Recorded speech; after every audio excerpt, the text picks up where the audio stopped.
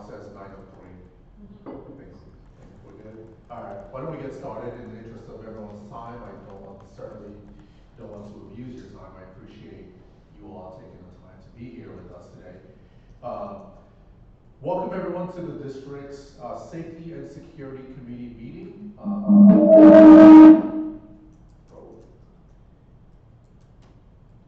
Matter got all that out, so we're good. All right. I appreciate your time, and I appreciate you taking the time today to spend the next hour or so discussing and getting a report on the district's safety and security processes and some of the things that we are required to report out. For those who don't know me, my name is Brian Owaseni. I am the district's emergency operations manager, and the safety and security program falls under my purview, and so you'll be seeing emails from me and getting communications from me related to the Safety and Security Committee. Before we get started and get into the material, I just want to share that this meeting is being recorded and it is open to, it is subject to Open Records and Open Meetings Act, and so this is a public forum. It is open to the public. Anyone could attend. We will post the recording online pursuant to those acts, and everyone in this room will have access to that. So if you want to go watch it later, or maybe we're having a discussion and you wanted to just go rewatch that piece of that, you have access to all of that information, and I'll talk about where to access that in a little bit during the presentation. We have some folks joining us virtually, and so for those that are virtual, I will ask that if you have any questions, please either raise your hand and I will be notified of that, or you can wait until the end of the presentation, and when we get to open floor, you can ask your questions then. With that, I'd like to turn the floor over to Superintendent McCallum for his remarks. Thank you, Mr. Owaseni. Thank you all again for being here and taking time out of your busy schedule. As you know, safety is on the minds of everyone, not just in education, across the nation. And we have our city manager joining us, and I can assure you, safety is on the minds of the city of Cleveland as well. How we approach it in education is different than how cities and municipalities approach it, because here we are responsible for 12,200 plus students and over 2,000 staff, and making sure every one of them is afforded a safe environment each and every day. So safety in Cleveland ISD encompasses quite a bit. Mr. Owaseni is going to cover a lot of that with you, but it's an ongoing, it's not a one-time thing. You don't put it on the shelf. We work on it daily, and it changes daily, the needs of safety. And we're constantly looking for what we can do better. So in our safety audits, of course, you don't want any findings, but if we do have findings, that's not always a bad thing, because it may be something no one ever thought of. We have a board member here with us, Willie Carter, and he's on our campuses quite often.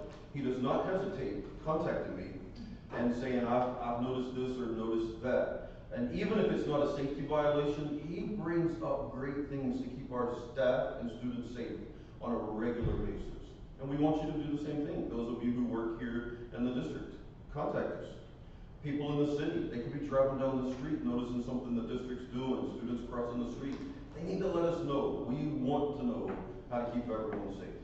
We're very blessed to have Mr. Owaseni with us. We were able to grab him up last year from a university college system up in North Texas. He's done a phenomenal job coming in and getting us and keeping us in compliance. So I'm going to turn it back over to you, but thank you again for being here. Thank you, sir. Appreciate it. Okay.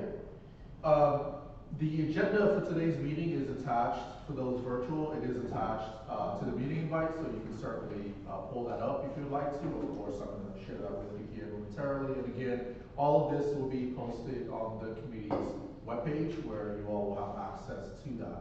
So very quickly, here are things we're going to cover today.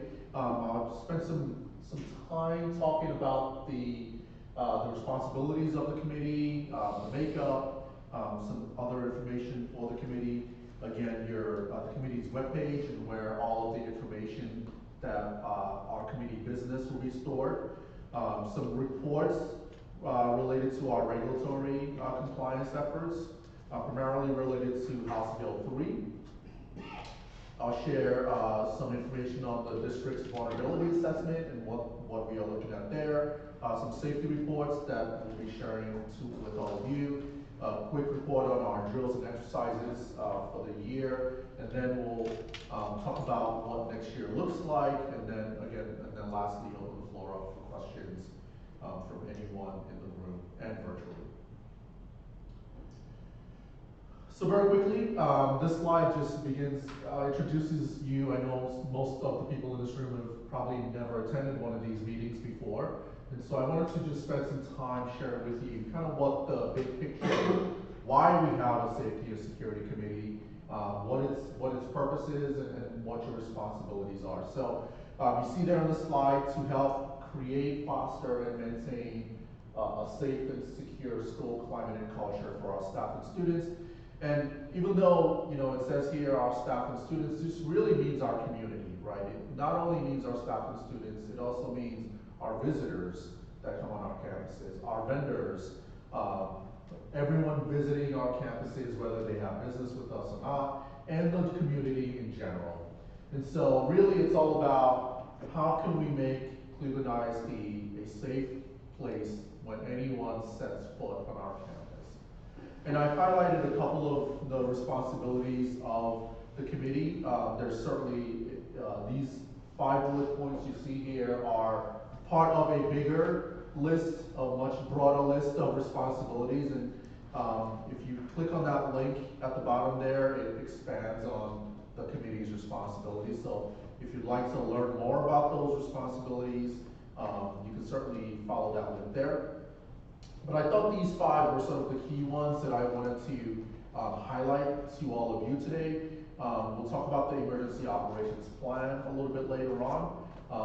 As the superintendent mentioned, providing recommendations to the district on safety things, right? As he mentioned about Mr. Carter, you might see something as you're visiting campus and you're like, hey, how about, why is that way? Or, hey, what about this? And so we want that feedback, and we're really leaning on the community, all of you, to help us bring those things to light, right? Because it may be something that we've either never seen or never thought of. And certainly we are all about implementing best practices where possible. Assisting with the safety and security audit, so I'll share a little bit of information about that later on. Helping with our local law enforcement agencies, again, you all in your walks of life, whatever it is you do, you may see or hear something, maybe it's a practice in another industry, that you can say, hey, maybe we could implement that here. And again, we are very open to all of that feedback and looking for ways we can improve our security posture. And then the last thing here, training. And the law specifically calls out, that's why I put it on here, the law specifically calls out this psychological first aid training. And so I'll certainly share information with the committee on doing that later on. Again, there's a much broader list of things as far as responsibilities, and that link below there will share most of those other things with you. And then looking at the membership of the committee, again, this is by law, so this is not something that Brian just woke up one day and said, hey, here's who's going to be on our committee, right? This is, the law requires us to the greatest extent practicable, must include these agencies and positions you see here. So very quickly, I just want to kind of go down the list, and if you are representing what the entity or the agency, please either raise your hand or stand up if you're in the room, or if you're virtual, you can virtually raise your hand. And I just want to acknowledge everyone in the room, and you say your name very quickly for those that are here, just so we know who you are. Our city and county emergency management, Office of Emergency Management, we have anyone representing emergency managers? We have Chief Broussard virtually. Perfect. Thank you, Chief. Appreciate it. Local law enforcement, police. We have Chief Allen virtually. Chief Allen, thank you. President Chief Broussard. Hey, Chief. No. volume down in our end a little bit. The president of the board of trustees and, one board member. Willie Carter. Mr. Carter, thank you, sir, appreciate it. Superintendent, Mr. McHale. Mr. McAllis, thank you, sir, appreciate it. Classroom teachers, we have a few teachers here, awesome. Sylvia Franco. Sylvia, Ms. Franco, thank you. Anyone? Kevin Collins. All right, awesome, thank you. Stephen Young. Mr. Young, thank you, sir. And virtually, we have Jessica Hammond, Bobby Rodriguez, Andrew Pearson from our representing our campuses. Awesome, thank you all for joining, I appreciate your time. Parents of students, yes ma'am. Awesome, welcome. Willie Helmy, Thank you, sir. Scott Slider. Thank you, sir. Thank you for taking the time to be here with us today. Representation from our district police department. I know we mentioned Chief Allen on the line. She's also representing our police department. And the law also then, and so, you know, we've got representation from everyone. I know we also included our principals, and so, awesome. Thank And you, Ms. ma'am. Barrett is joining us, And and Ms. Mr. Barrett. Sims. Awesome. Mrs. Green is another district. Yes. And I was gonna get to that here in a minute. As you see at the bottom there, right, the law allows us to include other functions, personnel, agencies, departments based on our needs. I know I invited our ESC4 representative who couldn't unfortunately be here, and so we have our Ms. Green, can you say hello to her? Our head nurse here as well, right? Because one of the items that I'll be reporting on to the committee relates, she oversees that program. So certainly the composition of this body can be adjusted based on each district's needs, and in future meetings, we'll probably have new faces joining us, whether physically or virtually. So I appreciate all of your time. I truly do. I think this is great representation for this meeting here. And lastly, I want to talk about the meeting requirements. I know some of you are probably thinking, hey, what is the time requirement? You know, how much time do I need to devote to this? We are required to meet at least once a semester and once in the summer. And I'll share the meeting schedule for the next year. As I mentioned earlier and at the beginning of the meeting, right, these meetings are public, so they are required to be posted in accordance with Open Meetings Act and Open Records. And so, again, we'll store all of the information in case anyone ever requests that. We can certainly get them the meeting minutes or the recording of the meeting. I want to pause very quickly and just allow for questions if anyone has a question. No one virtual? No. Perfect, thank you, Matt. All right. I talked about the webpage, and I have a link here, and I don't want to mess up the recording actually, so I won't pull it up, but you all will have access to the slide deck, and so you'll be able to go on that webpage. But that is where we will officially store the meeting recording, the agendas, the minutes, the slide decks, anything related to this body and its operation will live on the website. And again, that is public information, anyone can access that. And so, even though, for folks who are representing campuses, please, spread word about the committee. We want people to know that it exists, and we certainly want people to be engaged, right? The superintendent talked about pointing things out. The only way that occurs organically is if people know that they are allowed to do those things. And so we want to use this as an avenue to, spread the word to our community that, hey, we want you to be involved, right? This is your opportunity to be involved. So please help us spread the word about the committee and the kinds of things that we are looking for. All right, switching gears very quickly, talk about House Bill 3. I talked about some report related to that. For those, I'm sure everybody knows House Bill 3. It was the signature school safety legislation that was passed in the last legislative session. That bill covered really kind of two branches related to school safety. One really focusing on safety elements, some of the things that you see on the slide, And then the other piece related to funding. So I'll talk about some projects that we've done based on funding, and all of that kind of was part of House Bill 3. But the sections of House Bill 3 related to school safety. You can see here the standard and how compliant, whether we meet compliance or we are compliant with those things. And we are very compliant with all of this, and the only item to call out here really is the one in yellow there, the emergency response map one. The only reason we are not fully compliant with this is we have just renumbered all of our campuses. And so the first step to meeting this was renumbering all of our exterior doors, which is now complete, and I'll share some information on that later.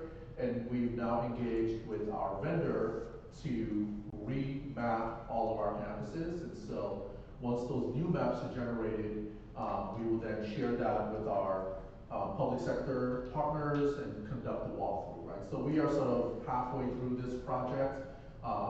We've got new buildings online and new locations that are adding things, and so that remap was really needed to make sure that we are as accurate as possible with the information we are providing to our public sector partners. But all of this, everything else, are things that we are already doing as a standard, whether by policy, by practice. And so as far as House Bill 3 is concerned, I'm very happy to say that once this map project is done, that we are good to go, and hopefully nothing new gets tacked on that we need to be compliant with. But just looking at what we do here right now, we are good to go with House Bill 3. Any questions on this or any section of this? Okay. All right, and then I talked about the other half of House Bill 3 being related to funding. And I just want to share a couple projects related to that coming out of House Bill 3. So we received, as part of Safe Grant Cycle 1, which was the funding mechanism out of HB 3, as you see here, over a little over $520,000. And the law mandated that that money had to be spent on one of these three projects: fencing, door numbering, and entry-resistant film. And so I'll share a slide related to each one of those. There was a second cycle of Safe Grant, Cycle 2, that will be released in 2 days actually. And we are expecting to receive some funding related to that. And Cycle 2 allows you to spend it, once you are done with these three things, allows you to dedicate that funding to other items you may need. And so we have a wish list of things that we would like to purchase or to enhance. And so, for example, the entry-resistant film project, Cycle 1 only allows you to do very specific things with that money. And so if you want to go above and beyond, which we want to go above and beyond, we would have to use Cycle 2 funding. So I'll talk only about Cycle 1 here, and then at a future committee meeting, we'll share some more data on Cycle 2 once we get those funds. On fencing, as you see here, we've replaced across the district about 7,500 feet of perimeter fencing. And I'll share very quickly, talk about perimeter versus secure area fencing here in a subsequent slide. But as far as fencing is concerned, all our campuses have secure perimeter fences. We had some campuses that had some erosion issues under their fences, or the fences needed to be repaired in certain spots, and so we dedicated some funding to doing those things. And so as of now, all of our perimeter fences are perfect, and so we're very excited to wrap this project up and fix any deficiencies in our perimeter fencing. And like I said, I'll talk about secure area fencing here in a little bit. For door numbering, if you visit any campus, you'll probably see these bright yellow door numbers everywhere. You can see them probably from a mile away. they're quite visible, but, we are required to number all exterior access points. So any door that leads outside required a door number, so that included things like mechanical rooms that lead outside, fire rooms, any sort of equipment rooms that go outside. It includes all our vehicle gates, our roll-up gates, anywhere that I could go from an interior to an exterior required a door number. And so I talked about the map earlier, why we were yellow there, right? This was the first step to getting all of that done, and so door numbers are good.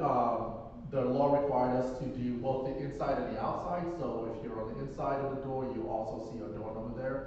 And the idea here is that, you know, as emergency response personnel come on the campus, they can very quickly identify where they are. And with our map, you can then, right, you can very quickly identify where people are. And the whole idea, right, is a Uvalde thing, right, where they couldn't tell where they were in the building, and it was a bit of a mess there, okay? And this project is complete. Again, all our instructional facilities are numbered. We are waiting on actually the door numbers for this building, and we will be 100% complete across the board for every building. And then the last required item that we were to spend funding on is entry resistant film. And I mentioned Cycle 1 required us to do very specific things with the funds. And so Cycle 1 required us to only install entry resistant film on the actual doors and on the adjacent pieces of glass next to it, right? So in this picture here, we were only required with Cycle 1 funds to do the 3 panels on the left, right? The panels, the door panes in the door, and then all the way across, okay? If you've been on our high school campus, there's like a whole front that's entirely glass, right? That's where we could then apply Cycle 2 to do kind of everything else. But Cycle 1 only covers those things. And this is only required for instructional facilities, right? But again, thinking security bigger scheme, right? Going above and beyond a little bit, we are looking at, hey, can we do other buildings that are non-instructional only, right? So this project is in progress. We expect to have the first phase of that, the Cycle 1 phase of that completed by the end of this school year. I'll pause very quickly. Any questions on these 3 projects?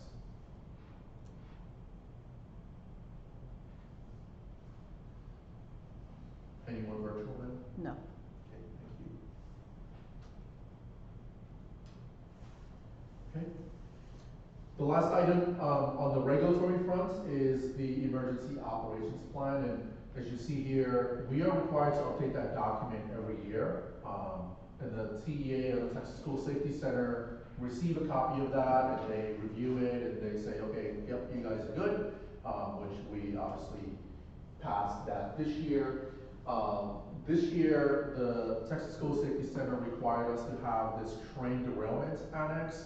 And this really was the result of the East Palestine incident. If you all remember that, that was a big thing in the news a couple months ago, where the train derailed and spilled hazardous materials everywhere. So this train derailment annex just says, hey, if you have a campus that is within 1,000 yards of a train line, of a railway line, you're required to have this. And we have 3 campuses that requirement applies to. So we added that into our plan, and it just talks about, hey, what are you gonna do if you had a East Palestine type situation occur right near your school? Next year, as you see on the slide there, the Texas School Safety Center is requiring us to add a cybersecurity annex and a utilities annex. And we are working through they are working through the sort of the template documents for these. And so once they release those to us, I will go ahead and input the information and make sure that we are good to go with those things. Very quickly, our emergency operations plan is a public document. So again, anyone can see it.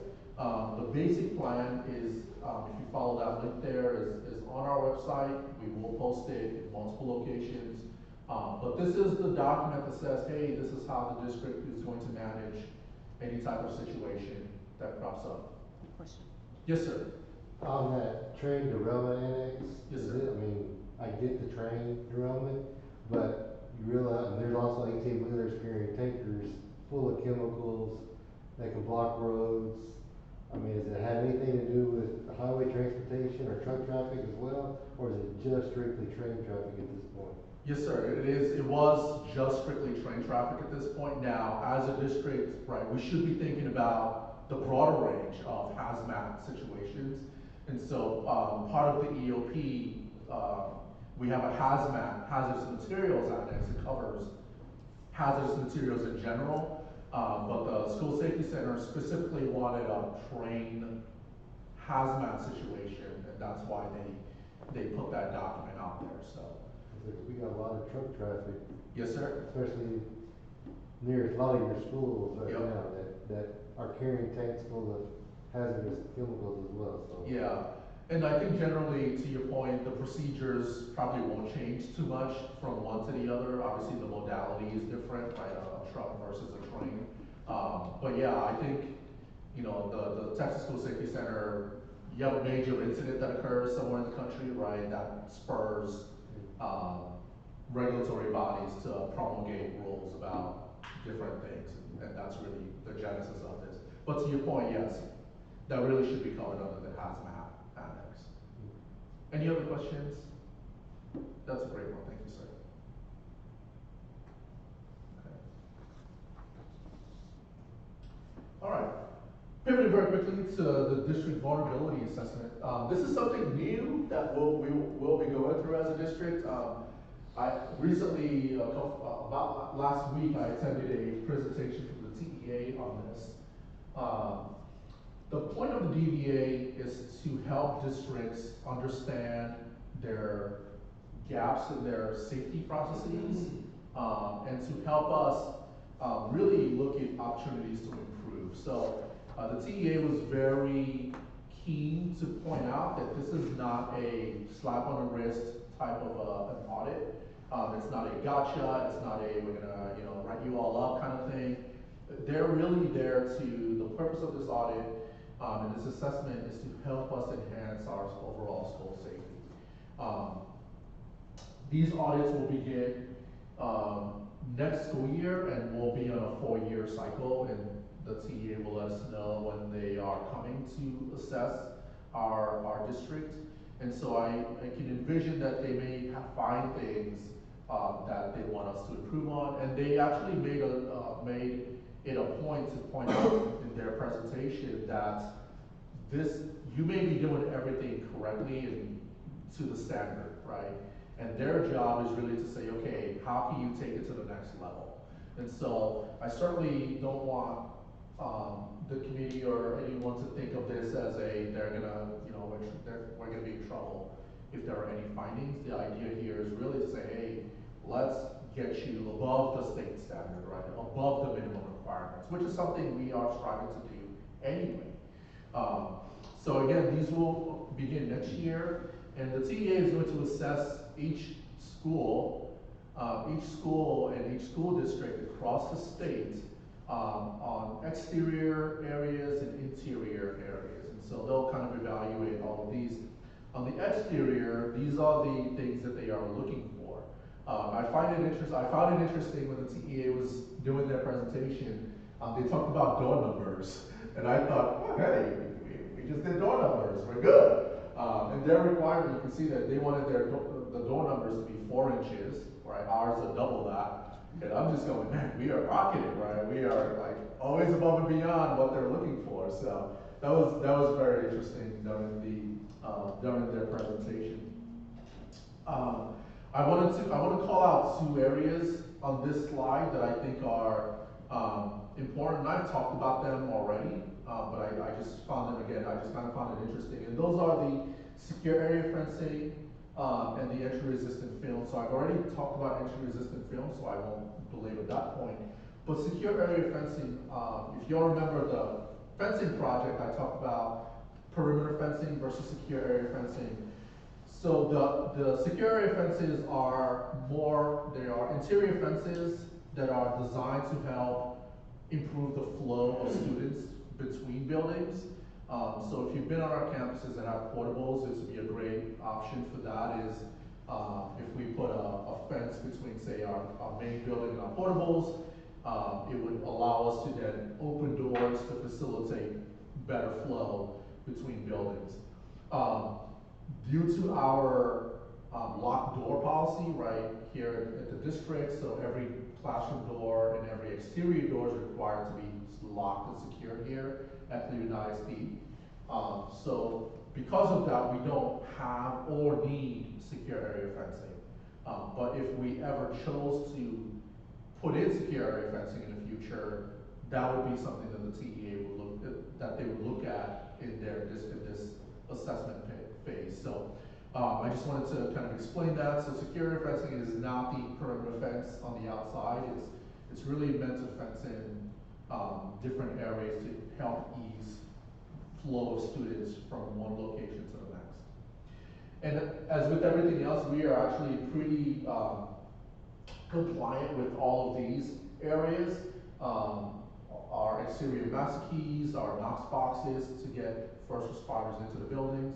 Every building has one, and those are inspected by our police department to make sure that they can be accessed. And we'll go through that again when we do our walkthroughs with our public sector partners once our new maps are done. And then on the interior of our campuses, you see a much bigger list here that the TEA will be looking at. And again, we are very compatible, very compliant with all of these. And I want to call out the campus maps. Again, I already talked about that, but again, these are, it's very interesting that, as I was in this presentation, I kept thinking, man, they are evaluating us on things that we're already kind of either done or we're doing right now. And so it was good to see the alignment of what we're doing here at the district and what the state is looking for, right? And so we are already beyond compliant with some of these items. And so I expect that our DDA will be pretty smooth, but when part of the team are FBI agents, you know that they're going to be keenly looking at things. And so I'm very interested. I'll be very interested to see the kind of things that they say, hey, you could do better here, and we can make those things happen. Any questions on these two slides around the vulnerability assessments? And again, once we get those results back, we'll certainly share that with this body. I don't have a question, but I want to make a comment, especially to our parents in here. You mentioned the DBA is every 4 years cycle. Yes, sir. In Cleveland ISD, of course, we'll do the minimum state requirement of every 4 year, like we were doing with the old security audit. But here, we assess our vulnerability each semester. Just like with our drills, whether it's lockdown, tornado, we do more than required. So I wanted to assure them we're not going to wait for every 4 years. We will take care of ours on a semester by semester basis. And Mr. Oswini is really good at staying on top of that. Like you said, we're already doing all of this. Yeah. I'd also like to add that we were proactive with the TEA. We had questions about the entry-resistant film because we have so many glass areas that are accessible to our students and staff. And so we were proactive and invited TEA to come and do a walkthrough with us to identify which areas were required for the entry-resistant film. And while they were here, we took advantage of their time and we walked our high school completely and on the exterior, and we also walked Eastside Elementary completely, and were able to get a lot of good information from those 5 agents. And of those agents, 2 were former FBI agents. Yeah. So that was very productive for us.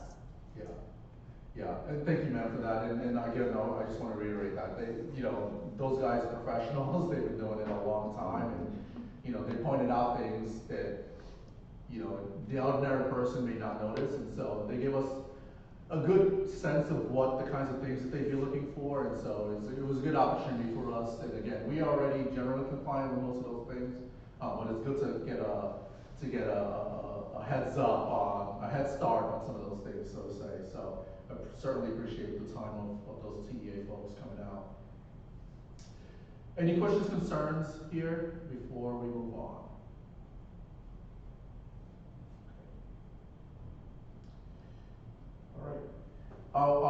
pivot to some reports, some safety reports now. The first being our intruder detection audit. So again, this is one of those things that was mandated by House Bill 3, and it's something that the TEA has been doing across the district for probably since the beginning of the school year. And these are spontaneous, unannounced visits. We only find out that they're here when they're here. So, you know, and they just randomly pick a campus, right? And the goal there is to check to see if our staff are following our district policies and procedures relating to access, general public access, right? So it's not, you know, it's not them trying to break into campus, it's them, hey, I'm a visitor, you know, walk me through your process for getting access onto the campus. And so here's a summary of the past results this school year, and you'll see there the one for Eastside. So every time there is an adverse finding from one of these audits, we are required to share that with the committee and brief you on it. And so we submitted as once we received the adverse finding for Eastside last December, we developed and submitted the corrective action plan that is required. That adverse finding related to a staff portable that students don't even go to. But from the perspective of the TEA, an exterior door is an exterior door. And so it is what it is, but I would like to add on that because I filed an immediate appeal. I was extremely upset with TEA because, like I told you, I take safety. You can see every campus. The staff knows the expectations. They cited us for a portable that's way in the back that has file cabinets and furniture. And it's been like that the whole school year. I sent them the campus teacher roster, room number, the campus map, and showed them. They said, sorry, we want all exterior doors locked. So we're gonna make sure we keep our file cabinets and chairs very safe around here, and everything will be locked. TEA heard loud from me, but we have to go by what they say. But it was a situation like that. yes, sir. And yeah, to the superintendent's point, right, this was not a classroom or anything like that. It was a portable that no one even really uses, and so it was, yeah. But the TA is a TA, right? And so, you know. But anyway, every time, again, there is a an adverse finding like that, one of the requirements is that I share that with the board, and our corrective action plan was submitted to the TEA, they approved it. We had to do some education with the staff around, you know, keeping their doors locked as well, not just classroom. And so we are good to go with that. And again, we have a few more of these. And again, every committee meeting, I'll certainly share any results from those IDAs with all of you. Any questions on this?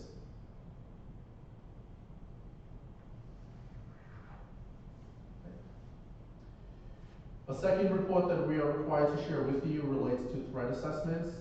And before we get into that, I just want to put it out there that threat assessments are not active shooter threat assessments, right? I think when someone hears threat assessment, right, they automatically go, oh my gosh, active shooter, right? Someone's gonna shoot up a school. And that's not what these are meant for. So these are really for any time a student, it could be something as simple as a student says to another student, hey, I'm gonna meet you outside and I'm gonna beat you up. Right, let's go.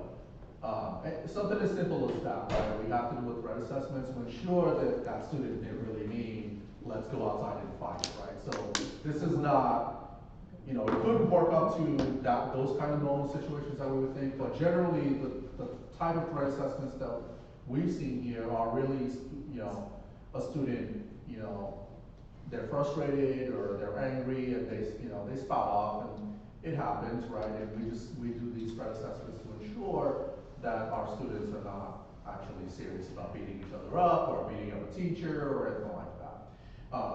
As the superintendent mentioned earlier, we have over 12,000 students in the district right now, and for this year, across the district, we've had 27 threat assessments. And so, thinking about the population that we have, right, this is a very, very small number. I think if you did a percentage, I don't even know if it would be a blip. And so I want, to put that out there and to give all of you confidence that, we certainly don't have an epidemic of students, threatening violence on themselves or on others. These threat assessments are there to, if a student does start exhibiting behaviors that could lead to that we provide an appropriate off-ramp for them. We can redirect, we can get them resources. It could be academic, and so we get them academic help and all that stuff. Yes, ma'am. Excuse me, I just wanted to ask you, are there procedures set in place at this moment for this type of, threats? Yes, ma'am. So the law requires each district to have a process and actually a board policy that addresses threat assessments.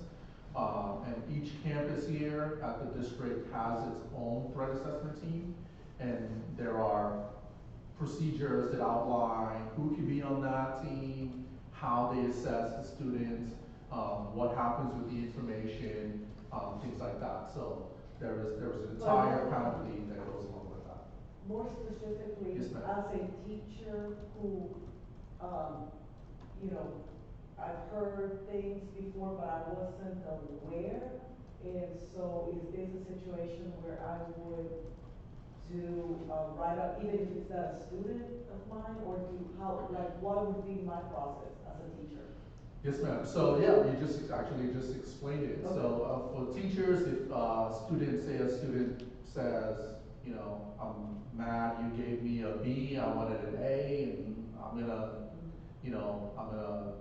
threaten violence against you. Each campus has a reporting process.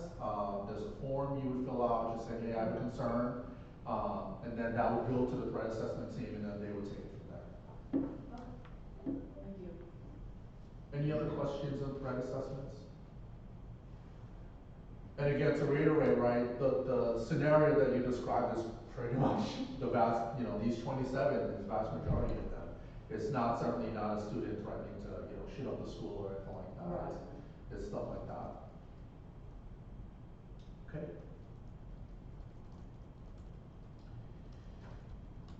AEDs, so this is actually very spelled out in the law that talks about that we have to report out on AEDs to the committee. So very quickly, just want to share with all of you, we have AEDs in every building, on every campus. At our secondary school locations, we also have Narcan kits now in our AEDs. Our police officers carry them on their persons, their vehicles have them, our school nurses have them. It's obviously, we all know about the fentanyl issue that's going on across the country. And AEDs are tested and inspected monthly, and so far we've had no failures of a test. And so that is great news for our staff, and Ms. Green oversees that program, and they have this down to a science. I mean, down to part numbers and when things expire and when they need to be replaced and all that fun stuff. And I mean, it's done very thoroughly. Obviously, when we need AEDs, that's when you want to find out that, oh my gosh, this has a problem, right? I can't use that. And we're very fortunate to at least not have been in situations where we've had to use these too often. As you see in the bottom there, we do update our AEDs. So as they expire, right, we get new ones. We've done that at 3 campuses. There was a recall for some pads. And Nurse Green, actually, we have some AEDs that have PD pads and adult pads, and so there's a whole logistics going on along all of that. So just have confidence that if we ever have a situation on campus that requires the deployment of the AEDs, that they are stocked, locked, and ready to rock, right? And they're ready to go. Everyone can get to them. So this picture here In most campuses, you'll have the AED and you'll have the stop the bleed kit right next door, right next to it. And so, again, if we ever have a situation where someone was injured on campus, where we have those stop the bleed kits right there, you can grab one. And please, if you are on campus, if you're a teacher, to our staff here, if you do use a kit, just let the nurse know so we can keep track of those and make sure that we're replacing them as they get deployed. Questions on AEDs?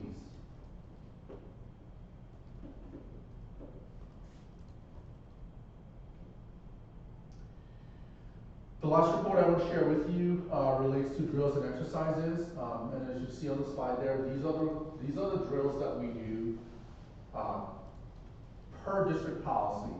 So this is above and beyond, above and beyond what the state requires. So I just want to just lay that foundation, right? This is our internal policy on drills, and you can see there, for the fall semester, we were at 93%. And I'm sure the question's gonna come, well, why weren't we at 100%? There is no reason why we weren't at 100%, right? We had a few campuses miss some drills. However, I wanna put that into context though of, we're doing, probably a total of 200-300 drills every semester across the district. And so when the state only probably requires about 50. So we're doing a lot of them. And so, certainly, I've implemented some processes and practices to help us not have that number be 100%, going forward. And so, I will say that the campuses have been very receptive to that. And so far this semester, we are at 100%. So certainly is at every committee meeting that I report out on, I certainly never expect to have a number less than 100 on this page ever again. So, any questions here? Are you doing drills and exercises with the local police and fire departments and? So these are the campus-based drills. Yep. So we have those sort of incident command drills that are separate and different from this. And yep. So we are building out that infrastructure and we'll be doing those. I want to tie those to kind of the map walkthroughs when we do that. So we have a basis to work off of. Any other questions? Concerns? As a city, we definitely support those drills Yes, sir. with the community, just in case. Yes, sir. Absolutely. And the only way to get better at it is to do it, right? And so, the last slide I have for all of you is the meeting schedule. I talked about this earlier at the beginning. We have one more meeting this summer, and I will send out calendar invites for all of these as I did this one. And as with this one, we'll get the agenda out 3 days prior. And then going through next school year, you see the dates there.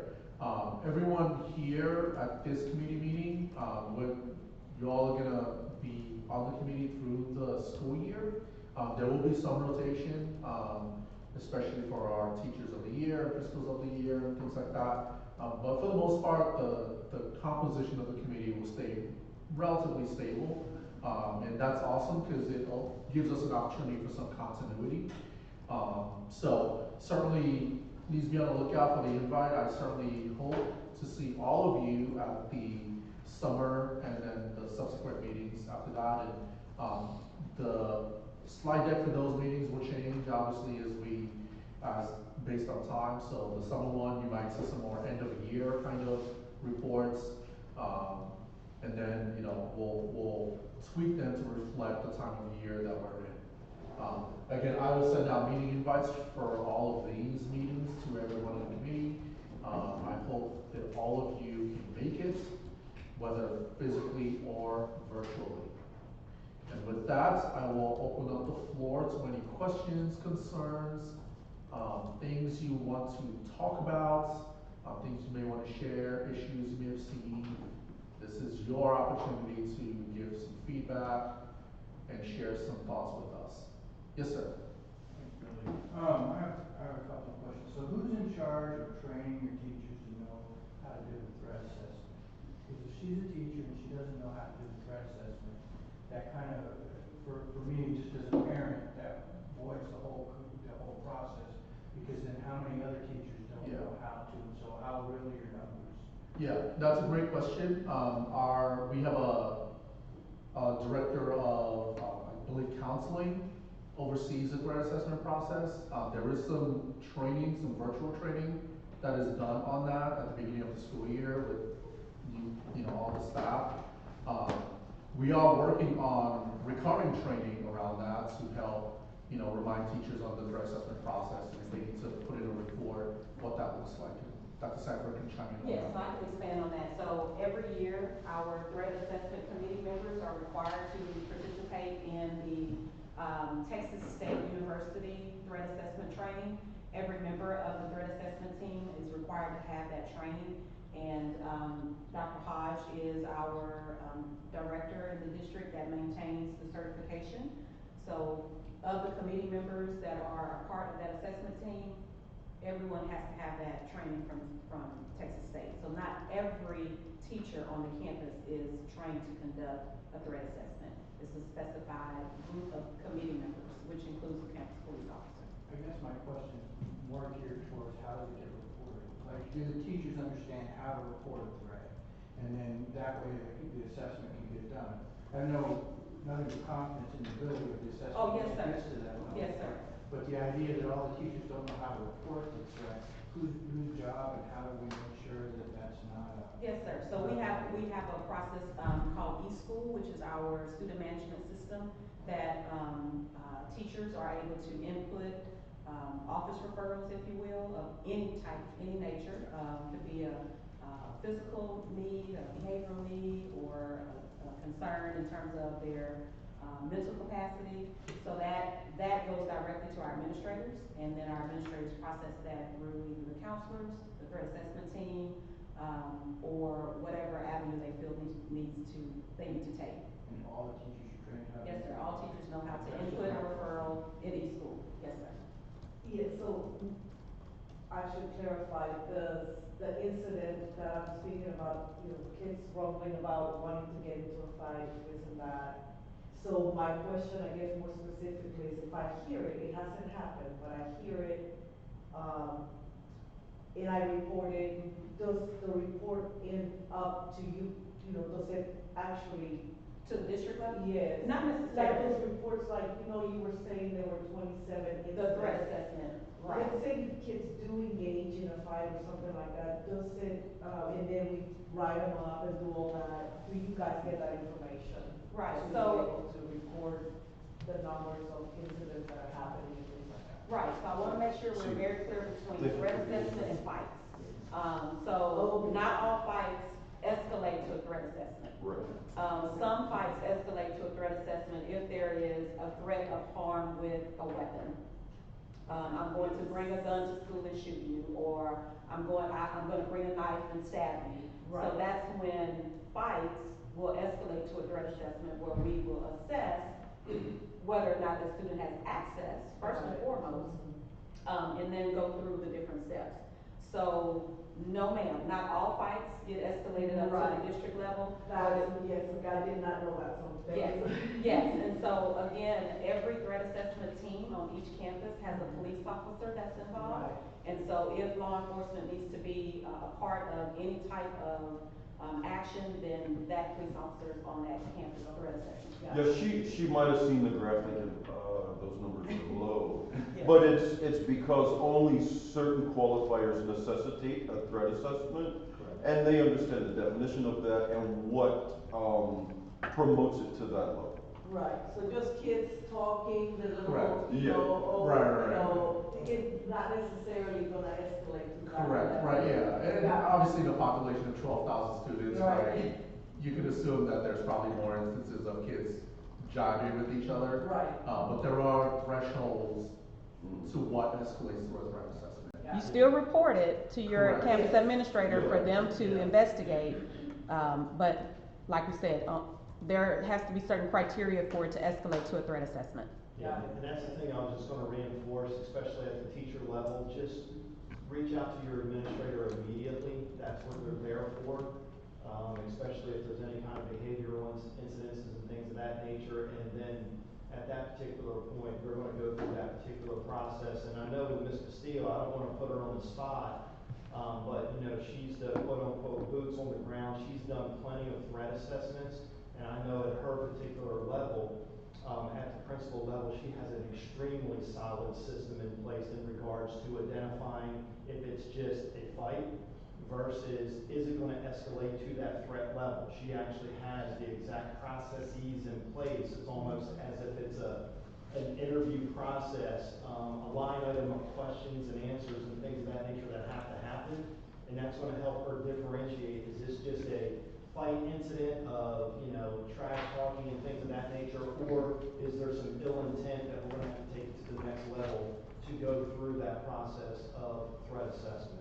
So, and again, I can definitely say, with working with Ms. Castillo and our other principals, the processes they have in place are extremely solid. But again, at the teacher level, when you have those even concerns or anything of that nature, grab an administrator immediately so there can be that additional guidance and help for you. Okay, thanks for clarifying. Yes, ma'am. Any questions? So I want to make a comment, and you may already be doing this. Make sure you collaborate with Matt in communications and on our home screen, because when parents go to our website, they see that first screen. Parents, safety's at the top of their mind. I'm telling you, there's a parent at home sitting right now wondering, is that school safe? And make sure we have a link where they can click and where they can see that we did things even before you felt it. We added extra security cameras. We added fencing before it became a state issue. We've added officers. It's just like a snapshot of, it makes parents feel more comfortable, and I want that easily accessible, very transparent to them. Dr. Sanford is hearing me, where they can just one click and they see everything this district has done since 2020. And it's an ongoing. Because as a parent myself, that would make me feel good to know the district's being transparent, honest. I can click and see exactly what they've been doing and what they continue to do. I'd like to reiterate that as a parent, because we only ever see the bad news. I mean, Mhm. the school does a great job posting the good stuff that the kids are doing, but, you know, when you click on the news, they only ever report the bad news. And so it is nice to see that, for it to be easily accessible, that proactive steps are being taken. Thank you for that feedback, appreciate it. Yes, ma'am. I want to speak from the campus perspective. We've identified a threat assessment team, but I know on the campus level, I myself have made every one of my counselors, every one of my APs go through this threat assessment training, just so that in any instance we have a threat assessment, any one of us can step in, and we train every year. So we're going above and beyond what is required, because they require one counselor and one AP, but I want every one of my counselors and every one of my APs, because at any minute it could be an 8th grader, but then it could be a 6th grader. Well, my 8th grade APs know our 8th graders the best. So on my campus, and I know I'm not the only principal, I know I've collaborated this with several of our principals, we make all of our administrators and all of our counselors go through the training, so that at any minute, if we do have to conduct a threat assessment, every one of us is trained and knows exactly the processes of the assessment. And all the lead nurses are part of that too. They do the training. And so when we conduct a threat assessment, it's a pretty big team that comes together, and it's very specific on the questions. There's a pre-assessment that we're required to go through, and then it leads into an extensive, I mean, and it can take hours of threat assessment. So it's not something that we just kind of brush aside. It's very intensive. And the minute we identify that it is a high risk, we immediately reach out to district, so they know this is what we're conducting, this is where we're at this point. And once we wrap up the assessment, we also reach out and let them know these were our findings. Thank you, ma'am. And the training isn't like a quick training, it's like an 8-hour, all-day training, so it's very thorough. It's not like you sit down and somebody talk to us for an hour. No, Right. it's extremely detailed. And it's conducted by the state, and we're in that training with PD from all, police departments from all over the state. Any other questions? Anyone virtual? Questions? None are posted. Well, in the interest of all of your time, and I appreciate the time that you all dedicated to us today, I want to give you back as much of that time as I can. So thank you for being here. Thank you for participating. Thank you for listening. As you go about your day, as the superintendent mentioned, and again, I want to reinforce this, if you see something on campus that you're unsure of, I had a teacher email me about something she saw at another school district around fencing, and she's like, hey, can we do that here? I was like, let me go take a look at that. It could be something that simple, but if you see something on a campus or as you're out and about, and you're like, oh, that might be interesting for, for the district to do, please share that. If you're a teacher, share that with your administrator. If you share that with me, you can find my info on the website. We are here to, I'm a parent myself. I have a kid. I have a child in elementary school, and I remember when I started taking him to elementary school and going, man, this is now real for me, right? Now I have a child now that's in there, and everything I do, right? What I've learned now applies to when my son goes to school. So I even go up to, to the front desk and go, hey, like, where's your, your evacuation plan? But it's okay to do those things, right? And so certainly for our parents, we want you to feel at most very, very comfortable with the district and where we are with our security processes. So please provide feedback to us if you see something that either concerns you or you see a good practice somewhere else and you want to share that with us. We are very receptive to feedback, to criticism, and very receptive to suggestions and recommendations.